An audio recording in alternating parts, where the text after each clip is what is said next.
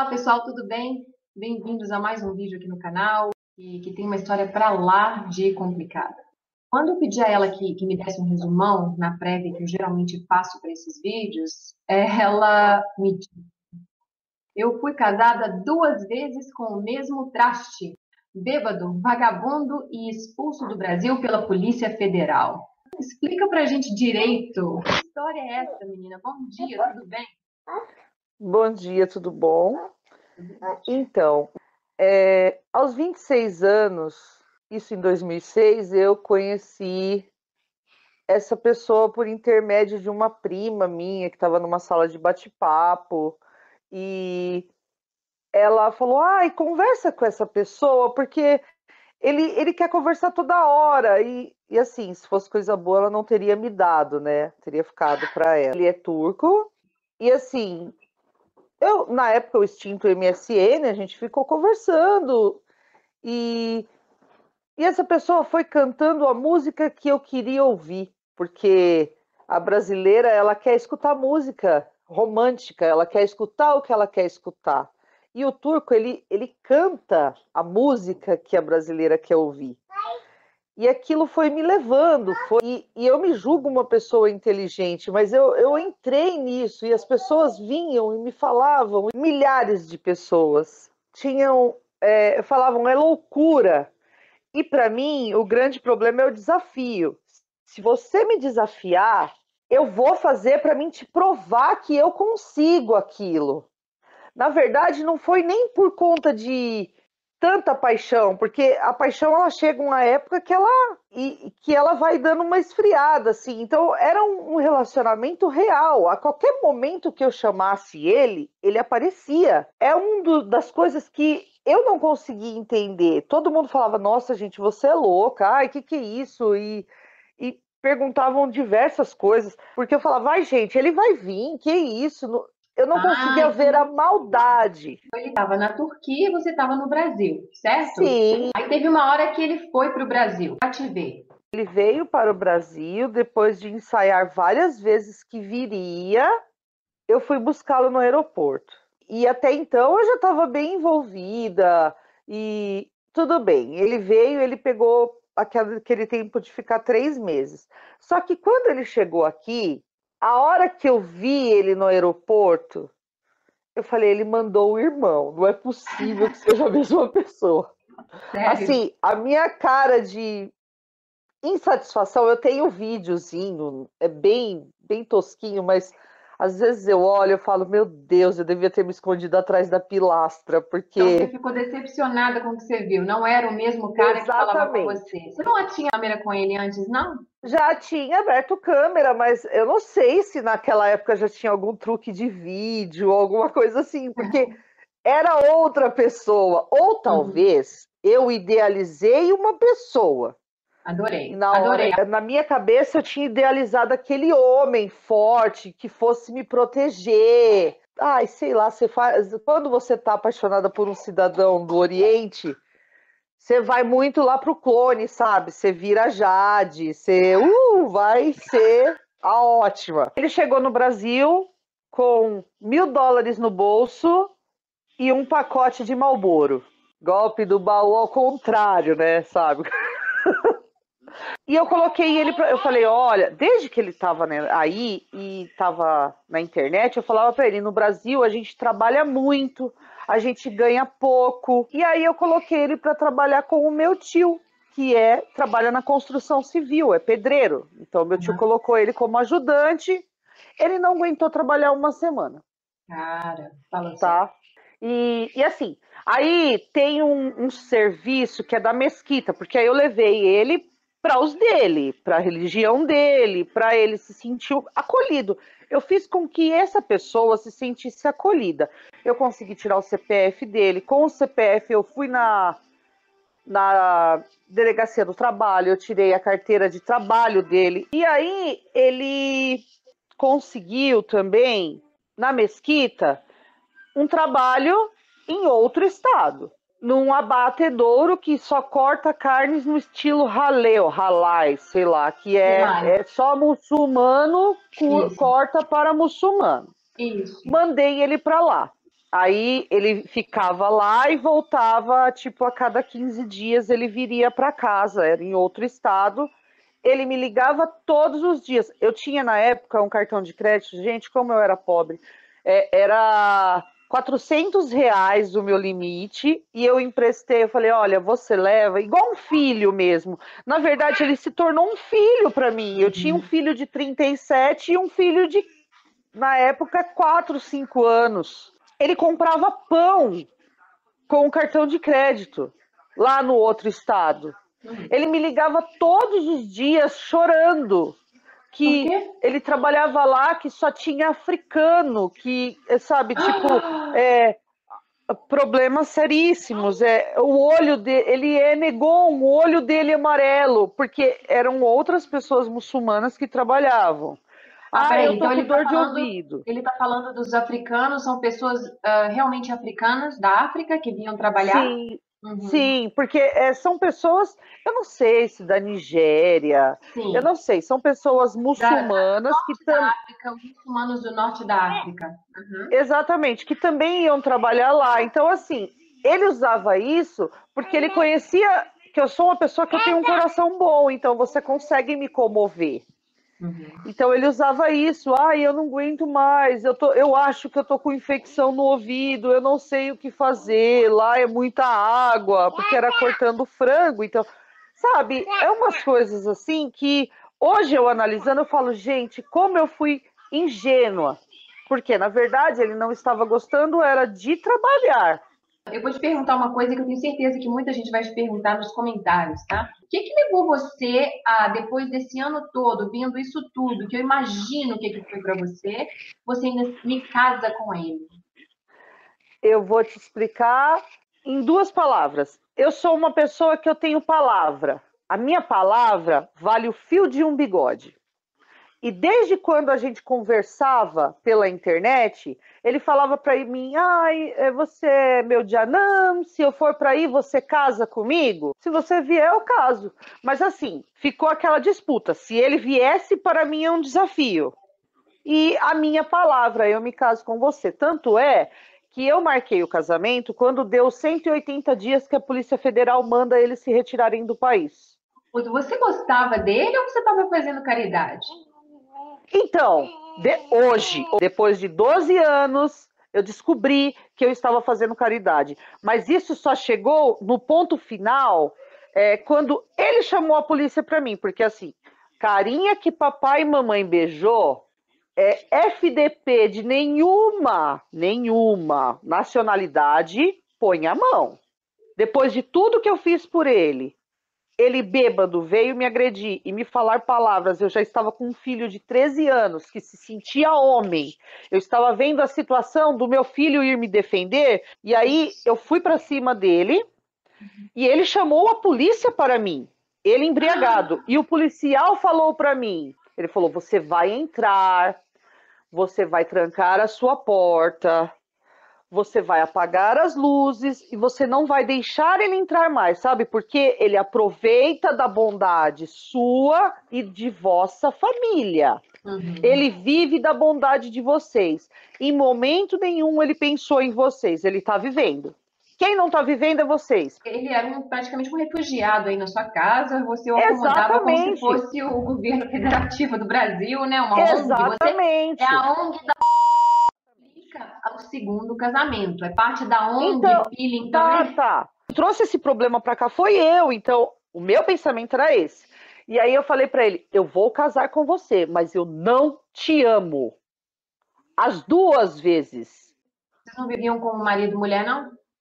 Vivíamos na primeira vez, sim, mas eu falei para ele: eu vou casar com você, mas eu não te amo, cara. Eu pensei que te amava, mas eu não te amo. Eu falei isso para ele, na porta do cartório, na frente do meu pai, da minha mãe, das pessoas que seriam testemunhas. Ele foi embora porque o pai dele estava doente. Eu pensei que eu não viria ele nunca mais, como da primeira vez. Eu não pensei que viria ele nunca mais. E nesse meio tempo, o que, que me indicaram? Faça um boletim de ocorrência de injúria, junte com todos os outros que você tem, apresente uma formulação adequada para o juiz de expulsão, junto com todos esses BOs, porque se ele representa um perigo, porque eu não tinha vida. E eu tenho uma carta pedindo para o delegado federal, para o juiz de expulsão federal, para não deixar ele entrar no Brasil. Foi quando ele foi a segunda vez para a Turquia, que o pai dele, que eu estava citando, o pai dele estava doente, e ele foi para lá. Só que quando ele voltou dessa viagem, que eu tinha feito essa denúncia, a Polícia Federal grampeou ele. E a Polícia Federal não deixou ele entrar no território nacional, ele ficou dentro do aeroporto. Ele ficou como se ele não tivesse entrado no território. E aí, o que acontece? A Turkish Airlines, a empresa, correu atrás do consulado, porque assim, a partir do momento que você traz alguém para o país, a responsabilidade é sua. Você não checou com o país se ele podia entrar aqui. Então, você tem que tirar ele daqui. E aí, o que fizeram? Foram atrás do consulado e resolveram, e procuraram, e deram um jeito para que ele entrasse no país de novo.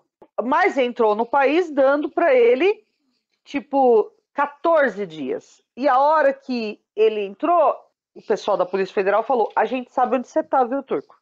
Qual o meu medo? Ele deu o endereço da casa do meu pai. Então, se ele quisesse cobrar do meu pai, que estava dando abrigo a um ilegal, meu pai, ex-funcionário público, sabe, que trabalhou a vida inteira, ia ter que pagar por causa de um vagabundo que estava na casa dele ilegal, porque eles pegam ele, levavam ele para a Turquia, despachavam ele para lá e acabou a conversa. Mas o meu pai ia ter que responder um processo, sei lá, pagar alguma coisa. Porque eu tenho advogado na família que me falou: quem dá abrigo a ilegal, paga. O ilegal vai só embora. E aí eu falei: meu Deus, o que eu faço? Aí eu estava na faculdade na época e o pessoal falou assim para mim, uns 2 amigos meus, que ele abominava, porque os meus amigos eram gays, sabe, era uma pessoa muito, muito quadrada. E ele abominava esses amigos, mas esses amigos falaram: por que você não ajuda o cara? Casa com ele e fala para ele: ó, eu vou casar com você, mas só para te dar uma força, quando sair seu documento, você pula fora. Mesmo sabendo que também era um crime, eu falei: olha, eu acho que é melhor entre o meu pai se lascar, porque eu sempre coloco entre o meu pai e eu, que vai eu, porque novamente eu volto àquilo, é um problema meu, foi eu que arrumei, foi Aí eu você quem se trouxe. casou com ele a segunda vez, e como foi esse casamento aí? Quanto tempo durou o segundo? Então, o segundo foi de 2013 a 2015, até sair de fato a documentação. Só que nesse daí, ele adquiriu, além da vagabundice, ele tinha também o atenuante de ser viciado em jogo. Aquelas maquininhas caça-níquel. Ele descobriu o caminho daquele lugar. E aí, filho, ele só vivia nisso. Ele só ganhava para gastar nisso. Tudo que ele não trabalhava, e quando ele trabalhava era nisso que ia. Nossa, ele E jogava, bebia, era preguiçoso, encostado.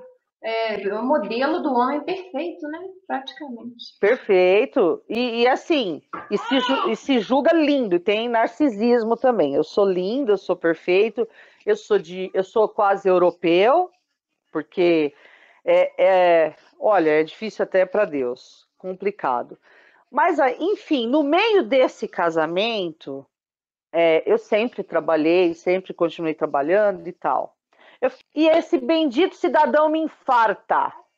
Eu Ah, tinha, me infarta na estação de trem. E eu tinha 15 dias ou 20 dias de emprego. Liga: oi, eu tô passando mal, o que eu faço? Eu falei: ué, ele estava numa estação de trem. Eu falei: chama um guarda. De fato, passou mal, caiu, pegaram, levaram ele para um hospital. Tá bom, eu cheguei no hospital, muito lotado, público e tal, e a médica me explicou: olha, ele tá tendo um infarto, e isso, aquilo, outro, ele vai ter que ficar aqui para a gente repetir os exames às 6 da manhã, para estar confirmando, para ver o que faz. Só que era um hospital muito precário. Eu falei para ele: olha, vamos embora para nossa cidade, porque a médica não deixou eu levá-lo embora do hospital. Eu falei para ele: olha, bom, então você fica aí, porque amanhã eu acordo 6 horas da manhã para ir trabalhar. Você fica aí, depois eu venho ver o que acontece, eu venho ver o que eu posso fazer para te ajudar, mas eu tô indo embora. Foi eu e minha mãe ainda. E ele tinha a péssima mania de vamos fazer. Ele me chamava para socorrer, ele até bêbado, ele não sabia onde estava, ele dava o telefone para outra pessoa falar comigo. Oi, olha, você pode vir, tá em tal lugar.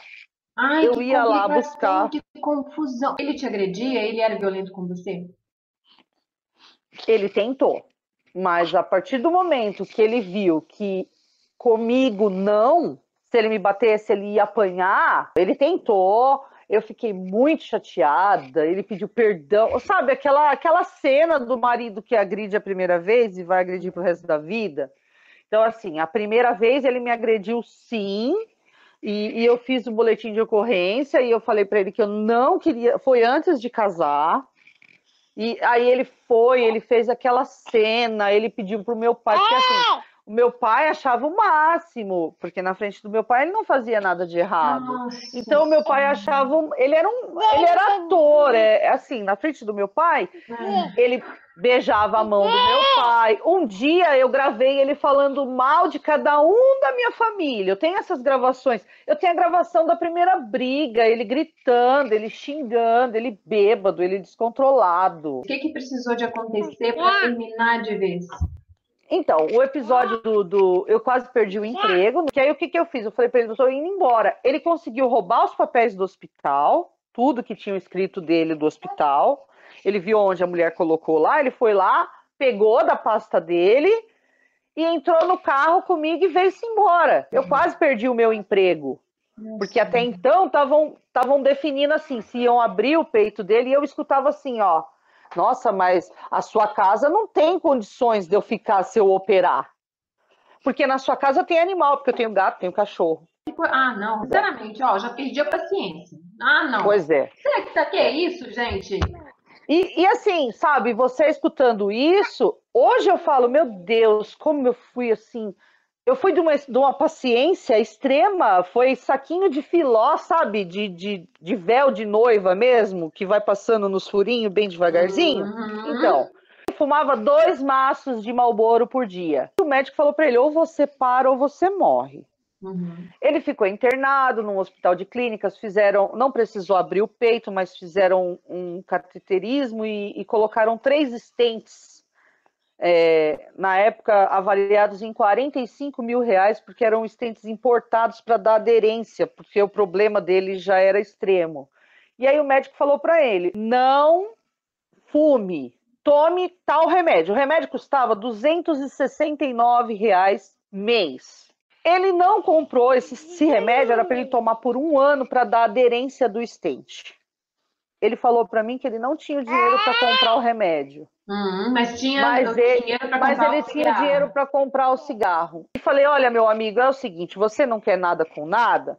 Amanhã eu vou atrás da papelada do divórcio e você vai assinar esses papéis. Ele pode trazer aqui no seu... Eu aproveitei esse calor do pode trazer, fiz a papelada de fato, ele assinou, eu entreguei para a advogada. Hoje em dia não tem mais audiência, então na época tinha audiência do primeiro divórcio. Hoje em dia não, levou o papel, é consensual, ele assinou, eu assinei, em 2015 saiu o segundo divórcio. Você tem notícia dele? Só não fala nada específico, mas você sabe onde ele está? Ele está bem? Ele está vivo? Então, ele está vivo, muito bem vivo. Ele mora com uma pessoa brasileira? Que a gente é brasileira, mas assim, eu acredito que eles não tenham nada. Ele mora lá, ele conheceu essa pessoa por intermédio de mim, essa pessoa era minha amiga, e essa pessoa deu abrigo para ele. Ele não gosta de trabalhar, ele além de vagabundo, ele é inconsequente. E ele calhou de me encontrar. E ele tinha um sério problema, foi o que fez eu me desencantar dele, porque assim, para que você vai querer ter uma coisa que não funciona? Então, eu tinha esse atenuante. Eu tinha esse atenuante de ter uma pessoa com ansiedade peniana. Então, é complicado, é complicado. Eu com 26 anos, com toda a lenha para queimar. E o negócio não funcionava. Sim, exatamente. Então, é difícil, é complicado. Nossa senhora, aí já... E a culpa era minha. Mas a culpa era minha, porque eu era muito quente. Ah, é? É o seguinte, ele não dava no couro e ele culpava você por ser muito quente. Exatamente. E aí eu falava, então o seu negócio é de borracha aqui, em contato com calor amolece. E essa eterna discussão. Menina, me faz o seguinte, me dá um recado aí, dá uma mensagem final para quem está hoje conversando com alguém online, como você conversou um dia. Porque muitas pessoas ainda caem nisso e o que elas devem fazer para se resguardarem, para saber dar certo que é uma coisa que vai ser legal para elas, não é uma coisa que vai atrasar a vida delas. O que você falaria para elas? Hipótese alguma, saia do seu país para encontrar essa pessoa. Você nunca vai conhecer de fato uma pessoa. Às vezes você vive com ela 20 anos e você não sabe quem é essa pessoa, tá? Mas tenha o resguardo de estar no seu país. Eu cheguei a pensar em deixar meu filho com a minha mãe e ir até lá. Mas Deus foi bom para mim, porque imagina se eu tivesse ido. Aqui eu estava no meu território, eu estava no meu pedaço, eu conhecia leis e eu sofri todo esse abuso. Porque, querendo ou não, foi um abuso que eu aceitei. Eu não quero deixar aqui levantar a bandeira de coitadinha, eu não sou coitadinha, não. Uhum. Não sou de jeito nenhum. Uhum. Eu aceitei tudo o que eu passei. E graças a Deus eu venci. Às vezes vocês querem escutar uma música bonita, romântica, você é linda, você é maravilhosa, você é o meu amor, você é minha vida, Benim Janam, Benim Ascan, Benim seja o que for. Deixa eu te perguntar, você faria uma coisa que acontece também é as meninas, às vezes, elas deixam as crianças para trás para viver um amor, né? As crianças menores, 3, 4, 5, 6, 10 anos, para viver um amor no estrangeiro. Você não quis deixar o seu filho, não, e vir para cá com ele, deixava seu filho com a sua mãe, não? Eu cheguei a pensar, mas cada dia da minha vida que eu não fui, a minha família entrou em oração. Minha mãe entrou em oração com meus tios, com a minha avó, para que eu não fizesse isso, porque eles sentiam que não tinha volta. Mãe sente, né? E ela sentia que não tinha volta. Eu me arrependo cada minuto, cada que eu pensei em fazer isso. Eu olhava, quando estava aqui, que eu olhava para o meu filho e acontecia algumas coisas, eu falava, eu não acredito que eu cheguei a pensar, eu pedia perdão para o meu filho, sem ter feito, mas eu pedia perdão. Porque é um negócio, gente, a pessoa usurpa a sua mente, entendeu? É como se a sua... Quando você está apaixonado, você não se domina. Eu não posso julgar quem está num relacionamento desse hoje. Mas se eu pudesse, eu falava, corre, corre. Se eu pudesse, eu tivesse o poder, eu falava, corre. Entendi, corre, corre. Eu acho complicado isso aqui, eu vou dar a minha opinião que eu sempre dei, né? Eu não sou uma pessoa que tem medo de dar minha opinião.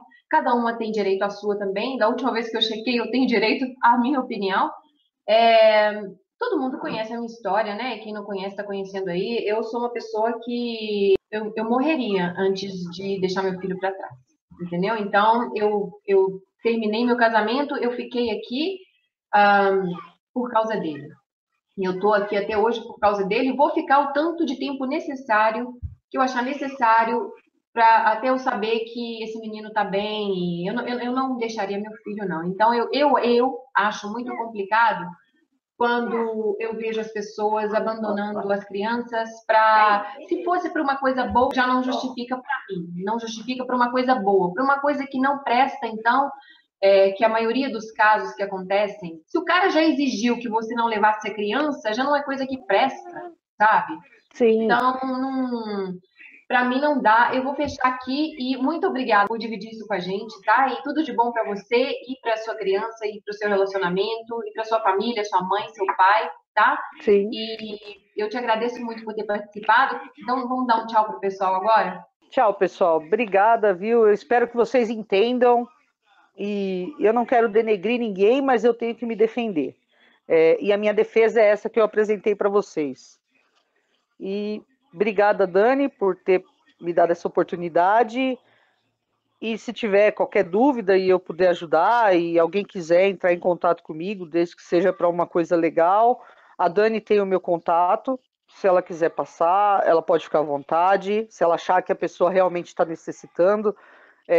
Eu não queria voltar nesse ponto da vida, mas se for para ajudar alguém, estamos aí.